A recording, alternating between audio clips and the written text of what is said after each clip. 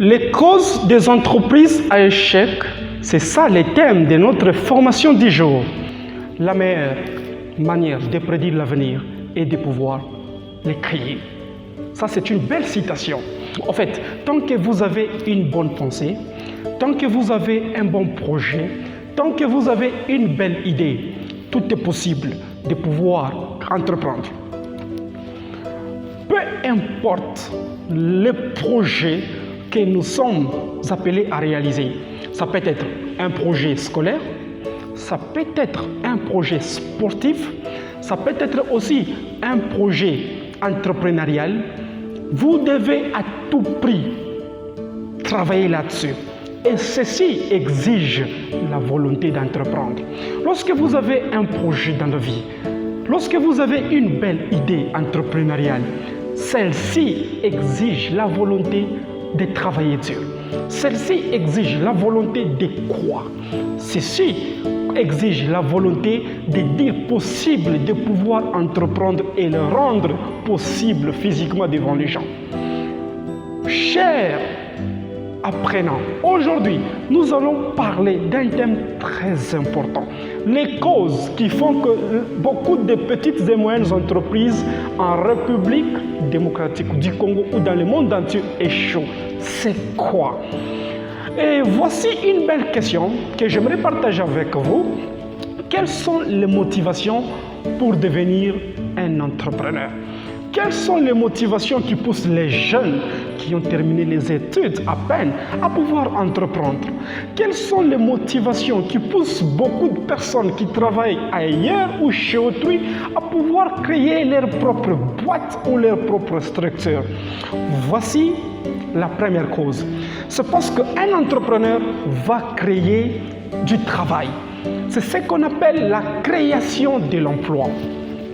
Au cours de votre vie professionnelle, vous allez créer des emplois comme étant un entrepreneur. Vous allez créer des partenariats avec certaines entreprises étrangères. Vous allez former des personnes au sein de votre entreprise. Vous allez avoir des collaborations avec des structures internes ou externes. Donc c'est très important de pouvoir devenir un entrepreneur. Mais devenir un entrepreneur répond aux aspirations personnelles. Devenir un entrepreneur, c'est une soif profonde qui est liée à la liberté financière. Ça signifie aucune personne va calculer votre timing, aucune personne va calculer votre revenu, aucune personne va calculer votre liberté financière. Aucune personne, parce que vous êtes un entrepreneur. Maintenant, quel est le deuxième avantage pour devenir un entrepreneur? Parce que vous avez les moyens de bien vivre. Cher entrepreneur, lorsque vous en êtes, je pense que vous serez très heureux dans votre vie parce que vous aurez tous les moyens de bien vivre. Ça signifie vos revenus sont juste une récompense de votre talent. Vos revenus sont juste une récompense de vos compétences. Vos revenus sont juste une récompense de vos savoir-faire. Vos revenus sont juste une récompense de vos risques que vous êtes en train de prendre en tant qu'entrepreneur. C'est très important. Vous gagnez de l'argent à cause du résultat de votre récompense. Vous gagnez de l'argent, des partenariats en fonction du résultat de vos mérites. Et qui est un entrepreneur? Un entrepreneur, c'est toute personne qui dirige une entreprise. Un entrepreneur, c'est toute personne qui dirige une boîte ou son propre compte. C'est ça, un entrepreneur. C'est une personne qui lance sa propre structure. C'est une personne qui travaille pour son propre compte et qui met en œuvre les facteurs de production. Ça peut être le capital, ça peut être du travail, ça peut être les agents naturels. Tous les agrégats que moi je viens de parler, qui sont au nombre de 3, définissent un entrepreneur. Mais voici maintenant au bon moment avec cette formation. Quelles sont les causes qui font que beaucoup de petites et moyennes entreprises dans le monde échouent et ferment les portes? Peut-être les entrepreneurs ne savent pas ça. La première cause est la suivante. La mauvaise conception de l'idée. Chers entrepreneurs, vous avez mal conçu votre idée entrepreneuriale. C'est l'une des causes majeures. Vous ne pouvez pas construire une maison si la fondation est mauvaise. Voilà pourquoi on commence par la bonne fondation et la structure de la maison sera parfaite. Donc beaucoup de PME échouent parce que la fondation a été mal conçue. C'est l'idée. On ne commence pas une entreprise avec l'argent en première position, mais on la commence via une idée entrepreneuriale ou un projet entrepreneurial. Voici la deuxième conséquence qui font que beaucoup de PME échouent, c'est l'insuffisance de maturité. Qu'est-ce que signifie l'insuffisance de maturité? Les entrepreneurs, dans leur précipitation, les entrepreneurs ne prennent pas du temps à évaluer la maturité de leur projet. Les entrepreneurs ne prennent pas du temps à observer, à étudier si leurs idées est prometteuse ou pas. Mais ils sont juste pressés pour lancer une entreprise sans se rendre compte que sur le marché, il y a d'autres concurrents qui vont les battre. Voilà pourquoi lorsque vous voulez lancer une PME, rassurez-vous que votre idée est mature, que cette idée n'est pas bébé, afin que vous puissiez gagner la confiance auprès de vos clients, afin que vous puissiez gagner des partenariats. Et la troisième conséquence qui fait que beaucoup de PME échouent, c'est le manque de confiance en soi. Beaucoup d'entrepreneurs n'ont pas la confiance en soi.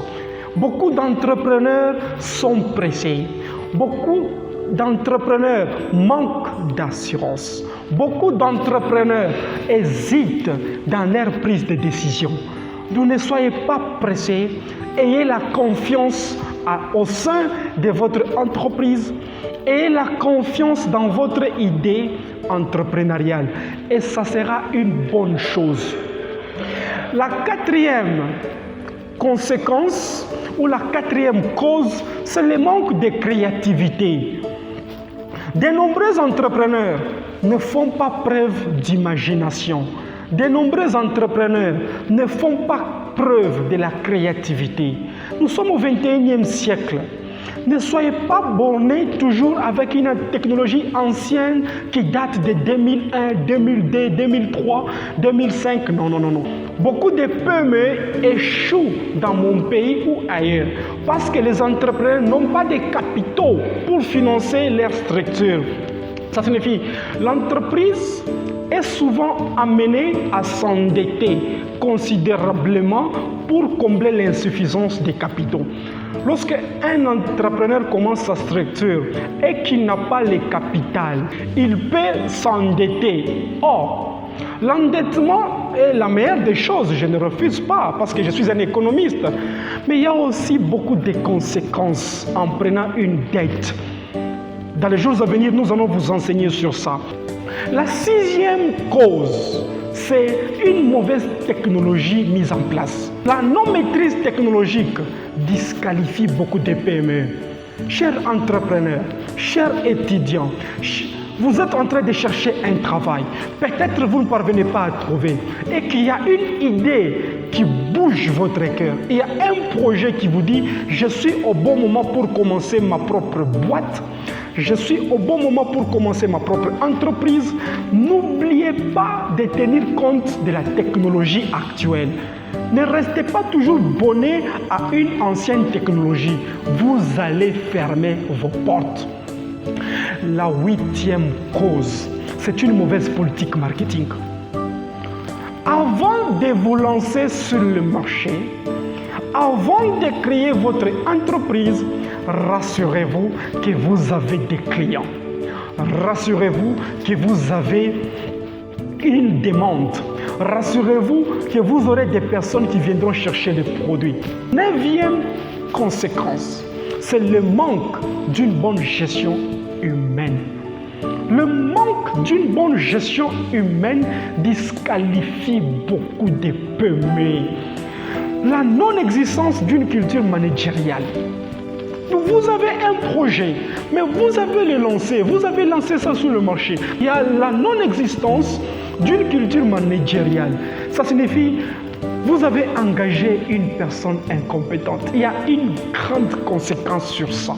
N'osez pas engager une personne incompétente parce que vous avez le risque de fermer votre entreprise. La mauvaise gestion du recrutement. Un entrepreneur doit prendre du temps avant d'engager quelqu'un. Il doit prendre du temps. Il doit chercher la bonne qualité des personnes. C'est très important. Jack Ma, le milliardaire chinois, il dit la survie d'une entreprise est fonction de la qualité d'une personne qu'on engage. Lorsque vous engagez mal une personne, vous avez une grande probabilité de fermer l'entreprise. Les entrepreneurs n'ont pas le temps d'embaucher des personnes talentueuses. Les entrepreneurs n'ont pas le temps de chercher la qualité humaine. Vous devez changer. Et nous avons aussi les manques de suivi de l'évolution d'une entreprise, la gestion des talents. Lorsque vous êtes un entrepreneur, tenez compte de ça. Vous devez avoir une bonne gestion de carrière. Vous devez avoir une bonne gestion des temps. Vous devez avoir une bonne gestion des talents. Parce que ce qui fera la force d'une PME, c'est aussi le nombre de personnes qui travaillent là-dessus. Si vous avez une bonne qualité, si vous avez des personnes compétentes, vous allez attirer de l'argent. Nous avons aussi ce qu'on appelle le manque de politique d'encouragement d'un salarié. Vous devez faire les primes, vous devez motiver les personnes avec qui vous travaillez, vous devez promouvoir les personnes avec qui vous travaillez. C'est très important. Merci beaucoup à toutes les personnes qui ont suivi cette formation.